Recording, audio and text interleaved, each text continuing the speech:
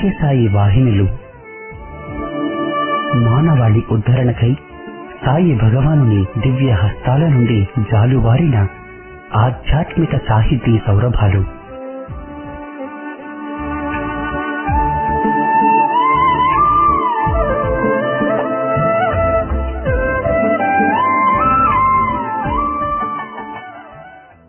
ఓం శ్రీ సాయిరామ్. 1958 మహాశివరాత్రి పర్వదినం నాడు భక్తుల ప్రార్థన మేరకు స్వామి స్వయంగా పేరునిస్తూ సనాతన సారథి అనే మాసపత్రికను ప్రారంభించారు. సత్యసాయి భగవానుడే స్వయంగా ప్రేమవాహిని, ధర్మవాహిని, జ్ఞానవాహిని ఇలా 15 వాహినుల పేరిట 26 ఏళ్ల పాటు ప్రతి మాసం వ్యాసాలను సనాతన సారథికి అనుగ్రహించారు. సాయి తత్వబోధ, సాయి ప్రేమ సారం ఈ 15 వాహినులలో నిక్షిప్తమై ఉంది. ఆ వాహినుల పరంపరలోని ఇప్పుడు మీరు వినబోయేది ఉపనిషత్ వాహినిలోంచి ఒక భాగం.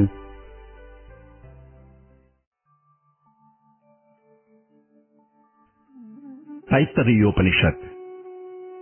ఈ ఉపనిషత్తులో బ్రహ్మ విద్యోపదేశము ఉపక్రమించబడినది. ఈ తైత్తరీయము శిక్షావల్లి, బ్రహ్మానందవల్లి, భృగువల్లి అను 3 భాగములుగా ఉన్నది. ఇందు బ్రహ్మ జ్ఞానోపదేశకులకు చివరి 2 వల్లులు ముఖ్యము. బ్రహ్మ విద్యకు దేవ ఋష్యాదులు కూడా ఒకప్పుడు విఘ్నకారకులగుతున్నారు. అట్టి విఘ్నములు ఉపశమించుటకు, చిత్తైకాగ్రత లభించుటకు ఉపయోగించు కొన్ని ఉపాయములు శిక్షావల్లియందు ఉపదేశించబడినవి. ఈ వల్లియందు 12 అనువాకములు కలవు. చివరి 2 బ్రహ్మానందవల్లి, భృగువల్లి అను ప్రత్యేక నామములచే వ్యవహరింపబడుతున్నవి. ఈ వల్లీద్వయము మోక్షమునకు సాక్షాత్ సాధనభూతమగు వారుణి విద్య అని ప్రసిద్ధిగాంచినది. రెండిటి యందును విషయము ఒక్కటియే అగుచున్నది. కాని పఠన సౌకర్యమునకు మాత్రము ప్రత్యేక వల్లులుగా పరిగణించబడుచున్నవి. అజ్ఞాన నాశమే మోక్షహేతువు. శిక్షావల్లియందు కర్మకు విరుద్ధములగు సంహితాది విషయములు, కర్మ సముచ్చయములగు ఉపాసనలు విచారించబడినవి. స్వరాజ్యము దీని ఫలము. ఇంత మాత్రమున సంసార బీజము అశేషముగా నాశనమొందనేరదు. ఉపాసన కామనా విరుద్ధము కాదు. కర్మ వలనే ఉపాసనము కూడా మోక్షహేతువు కాదు. అజ్ఞానము సంసార కారణము. ఇది నశించుటే మోక్షము. అజ్ఞానము సహజ సిద్ధము. మనము కూర్చున్న రైలు బండి నిలిచియుండి పక్కన మరి ఒక రైలు బండి పోవుచుండగా మనము కూర్చున్న బండియే పోవుచున్నట్లు ప్రత్యక్షముగా కనపడును. ఇట్టి అజ్ఞానమునకు కారణము విచారించి ప్రయోజనము లేదు. దానిని పోగొట్టుకుని మార్గము మాత్రము అన్వేషించవలయను. సంసార బీజమగు ఈ అజ్ఞానము బ్రహ్మజ్ఞానము చేతనే తొలగిపోవును. మరి ఒక త్రోవలేదు. కర్మఫలము నశ్వరమని శాస్త్రము చేతను యుక్తి చేతను ప్రత్యక్షముగా తెలియుచున్నది. కర్మోపచితములగు స్వర్గాది లోకములను పరీక్షించి వానిచే స్వతసిద్ధమగు మోక్షము కలగనేరదని ముముక్షువు నిర్వేదమొందుచున్నట్లు శాస్త్రము చెప్పుచున్నది. కర్మకార్యమగు స్వర్గము కూడా అనిత్యమే. నరక స్వర్గములు మొదలగునవి కర్మ ఫలములగుటం చేసి దానిచే ఉత్పన్నమగుచున్నవి. కర్మకు పూర్వమేవీ లేవు. ఏది పుట్టుటకు పూర్వము లేదో, ఏది పుట్టి నశించునో అది లేనిదే అగుచున్నది. ఆద్యంతములయందు లేని వస్తువు వర్తమానమందు కూడా లేదనియే భావించదగును. కర్మచే పుట్టు ఫలము నిత్యము కానేరదు. ఆకాశ పుష్పము ఎంత ప్రయత్నించినను లభ్యము కాదు. ఉన్నదానిని పుట్టింప ఎవరికినీ సాధ్యము కాదు. మోక్షము సిద్ధ పదార్థమైనను అది జ్ఞానముచే తెలియరాకున్నది. అజ్ఞానము పోయినప్పుడు అది ప్రత్యక్షముగా తెలియును. అంతకు పూర్వము సిద్ధమైనను తెలియబడని అనేక శక్తులను నేటి మానవులు వెదికి కనుగొనినారే కాని వానినెవరూ కొత్తగా పుట్టించలేదు కదా. అటులనే సిద్ధమగు మోక్షమును కనుగొనవలెను. బ్రహ్మజ్ఞాన బోధకములగు వేదాంతములను విశ్వాసభావముచే శ్రవణము చేయవలెను. అప్పుడే అజ్ఞానము నశించును. సర్వ సంసార బీజ కారణమగు అజ్ఞానమును పోగొట్టుకుని బ్రహ్మజ్ఞానోపదేశమును సేయుటయే బ్రహ్మవల్లి లక్ష్యము. వికారం అసత్యం, వికారం లేనిది సత్యం. ప్రతి మానవుడును అవిద్యా ప్రయుక్తమగు కామనచే బోధితుడై అత్యంత ఫలాధిక్యమును కోరుట సహజం. కర్మలను ఆచరించుటకు మహాప్రయత్నము చేసి అవి నిత్యమగు మోక్షమును ఇయ్యజాలవని తెలుసుకుని నిర్విణ్ణుడగుతున్నాడు. అత్యంత ఫలతృష్ణ ఇంకనూ అతనిని వదలలేదు. భయమునొందుచున్నాడు. ఇక్కడ సత్యము, జ్ఞానము, అనంతము అను 3 శబ్దములు బ్రహ్మ శబ్దముతో జోడింపబడి అద్దాని లక్షణమును బోధించుతున్నది. ఈ 3 శబ్దములందు పరస్పరము ఒకదానితో మరియొకదానికి సంబంధము లేదు.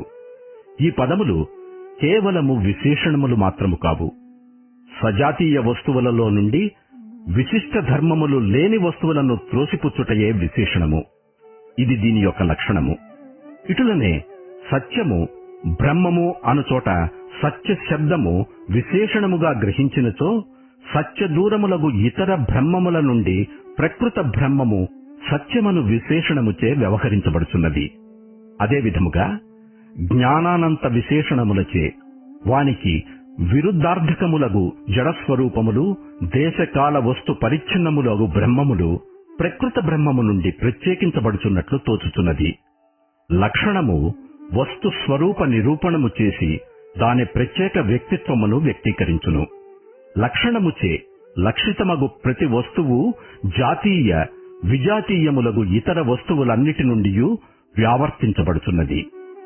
ఏ పదార్థము ఏ రూపమున నిశ్చితము కాబడుచున్నదో ఆ రూపమునకు మార్పు లేనప్పుడు అది సత్యమనబడును. నిశ్చితమగు దేని రూపము మార్పును చెందునో అది అసత్యము. వికారము అసత్యము, వికారము లేనిది సత్యము. కర్మాచరణ సహజ రాగ ప్రాప్తము. బ్రహ్మము సత్యమనుటచే అది నిర్వికారము, నిత్యము అనియు, ఇతరములగు సవికారములు బ్రహ్మము కావనియు తెలుచున్నది. బ్రహ్మము సత్యమగుటచే బ్రహ్మేతరమగు జగత్తు వికార స్వరూపము, అనృతము కనుక అది బ్రహ్మము కాదని తెలుచున్నది. జ్ఞాన జ్ఞేయ జ్ఞాతృ పదార్థములన్నీయు బుద్ధి యందు నిగూఢముగా ఉండుటచే అది గుహ అని పిలువబడుచున్నది. ఈ ఉపనిషత్తునందు బ్రాహ్మణమున వివిధ ధర్మములు వివరించబడినవి. అవి కామ్యములు, నైమిత్తికములు, నిమిత్తములు అని 3 విధములు. కర్మలను ఆచరింపుమని శాస్త్రమెవ్వరినీ నియోగింపదు. మనుజునకు కర్మాచరణము సహజ రాగ ప్రాప్తము, కామన ప్రవృత్తికి ముఖ్య కారణము. కామనానురూపముగా మనుజుడు ప్రవర్తించి అద్దాని ఫలమును అనుభవించును. సహజ సిద్ధములగు కోరికలను పడయు మార్గమును మాత్రము శాస్త్రము ఉపదేశించుచున్నది. అధ్యయన అధ్యాపనములను గూర్చి ప్రమాదములను పొందకుము. సత్యమును గూర్చి ప్రమాదమును పొందకుము. ధర్మమును గూర్చి ప్రమాదమును పొందకుము. తల్లినే దైవముగా భావించుము, తండ్రియే దైవముగా భావించుము. ఏ పనులు నింజములు కావో అవియే నీకు సేవింపతగినవి, ఇతరములు సేవ్యములు కావు. బ్రహ్మవల్లి ఉపదేశాత్మకం, భృగువల్లి అనుభవాత్మకం. శ్రవణం, మననం, నిధిధ్యాస ఈ 3 ఆత్మ సాక్షాత్కారానికి ఉపాయములుగా ఉపదేశింపబడినవి. వీనిలో మొదటిదగు శ్రవణం వేదముల యందు సంపూర్ణ విశ్వాసము కలిగి గురు సన్నిధి యందు చేయతగునది. అందువలన బ్రహ్మము యొక్క పరోక్ష జ్ఞానము అబ్బుతుంది. మననాత్మకమగు తపస్సు భృగువల్లి యందు ఉపదేశించబడుచున్నది. మనముచే నిశ్చితమైన నిర్గుణ బ్రహ్మాత్మ స్వరూపమును మనమునందు నిలిపి బ్రహ్మానన్యమగు స్వరూపమును అనవరతము భావించుటయే నిధిధ్యానము. బ్రహ్మ విద్యయే బ్రహ్మ భృగువల్లి ద్వయమునందు వివరించబడినది. ఉపదేశాత్మకము బ్రహ్మవల్లి, అనుభవాత్మకము భృగువల్లి. వరుణపుత్రుడగు భృగువనువాడు, పూజ్యుడవగు ఓ తండ్రి, నాకు బ్రహ్మమును ఉపదేశింపుము అని తండ్రిని సమీపించి ప్రార్థించెను. అప్పుడు అన్నము, ప్రాణము, చక్షువు, శ్రోత్రము, మనస్సు, వాక్కు అని వరుణుడు పుత్రునకు ఉపదేశించెను. మరి దేని వలన ఈ భూతములు ఉత్పన్నమగుచున్నవో, ఉత్పన్నములైన ఈ భూతములు దేనిచేత జీవించుచున్నవో అది బ్రహ్మమని తెలుసుకొనుమని అతడు తెలియచెప్పెను. భృగువు ఈ 2 వాక్యములు తండ్రి వలన విని తపమనరించి అన్నమే బ్రహ్మమని తెలుసుకొనెను. ఏలయన ఈ భూతములు అన్నము వలనే పుట్టుచున్నవి, పుట్టిన భూతములు అన్నము చేతనే జీవించుచున్నవి. ఇట్లు తెలుసుకొనిన భృగువు మరల తండ్రి దగ్గరకు వెళ్లి తనకు బ్రహ్మమును ఉపదేశింపుమని కోరెను. తపస్సు చేతనే బ్రహ్మమును తెలుసుకొనుమని, తపస్సే బ్రహ్మమని తండ్రి కుమారునకు తెలియచెప్పెను. అతడు తపస్సు చేసి విజ్ఞానము బ్రహ్మమని తెలుసుకొనెను. విజ్ఞానము వలనే భూతములు ఉత్పన్నమగుచున్నవి, విజ్ఞానముచే జీవించుచున్నవి. విద్యలలోకెల్లా ఉత్కృష్టము, పవిత్రము, పరమ రహస్యము అగు బ్రహ్మ విద్యను సంప్రదాయ సిద్ధముగా తెలుసుకొనవలెను. బ్రహ్మ విజ్ఞానానికి అన్నం ద్వారం, అన్నం గురుతుల్యం. అన్నమును నిందించకూడదు, అది బ్రహ్మ విధునకు వ్రతము. ప్రాణమే అన్నము, శరీరము అన్నాదము. ప్రాణమునందు శరీరము ప్రతిష్ఠితమై ఉన్నది, అందువలన అన్నమును పరిహసింపకూడదు, అది వ్రతము. ఉదకములు జఠరాగ్నిచే జీర్ణములై అన్నమగుచున్నవి. ఉదకముల యందు విద్యుదగ్ని ప్రతిష్ఠితమగుచున్నది, జ్యోతిస్సునందు ఉదకములు ప్రతిష్ఠితములు. అందువలన ఈ ఉభయమును అగు అన్నమన్నమునందు ప్రతిష్ఠితమగుచున్నది. ఎవడు ఆపోజ్యోతి రూపమగు అన్నమును అన్నమునందు ప్రతిష్టమైన దానినిగా ఉపాసించుచున్నాడో వాడు ప్రతిష్ఠితుడగుచున్నాడు. బ్రహ్మ విజ్ఞానమునకు అన్నము ద్వారముగుటచే అది గురుతుల్యము, దానిని నిందింపరాదు. ఉపాసకునికి ఇది ఒక వ్రతము. శరీరము అన్న వికారమగుటచే అన్నమయ కోశమనియు, ప్రాణాత్మకమగునది ప్రాణమయ కోశమనియు, మంచి చెడులను విచారించినప్పుడు మనోమయ కోశమనియు, విచారించిన దాని పర్యవసానమును నిశ్చయించినప్పుడు విజ్ఞానమయ కోశమనియు, నిశ్చయించిన దాని ఫలమగు ఆనందమును అనుభవించినప్పుడు ఆనందమయ కోశమనియు వ్యవహరించబడుతున్నది. అన్నమయ కోశానికి ఆత్మే ప్రాణమయ కోశం. బ్రహ్మభావముచే ఉపాసించుటకై ప్రాణమయ కోశము యొక్క పురుషాకృతిత్వము ప్రదర్శించబడుతున్నది. ప్రాణమయ కోశము శరీర పిండము కంటే అన్యము, సూక్ష్మతరము. అన్నమయ కోశమును తనలో ఇముడ్చుకుని ఉన్నది, అది వాయుమయము. దానిచే అన్నమయ కోశము ఆపాదమస్తకము నిండియున్నది. అన్నమయ కోశమునకు అది ఆత్మాగుచున్నది. ప్రాణవాయువు లేక అది నిలువనేరదు. ప్రాణము క్రియాశక్తి కార్యభూతము. ఈ ప్రాణము ప్రాణ, అపాన, వ్యాన, ఉదాన సమానములని 5 రూపముల మారి ప్రాణమయ కోశమగుతున్నది. అన్నమయ కోశమునకు ప్రాణమయ కోశము ఆత్మయను స్థిరమగు భావనచే అన్నమయ కోశమునందు ఆత్మబుద్ధి తొలగును. మూసలో కరిగించిపోసిన లోహము వలె అన్నమయ కోశమును ఆశ్రయించి ఆత్మభావముచే వర్ధిల్లుతున్న ప్రాణమయ కోశము కూడా పురుషాకారమున కనిపించుతున్నది. స్వాహారూపమగు ప్రాణవృత్తి ప్రాణమయ కోశమునకు శిరస్సు, వ్యానవృత్తి దక్షిణపక్షము, అపానవృత్తి ఉత్తరపక్షము, శరీర మధ్యమందున్న సమాన వృత్తి ఆత్మ. పృథివీ దేవతాస్థితి హేతువగుటచే పుచ్చమగుతున్నది.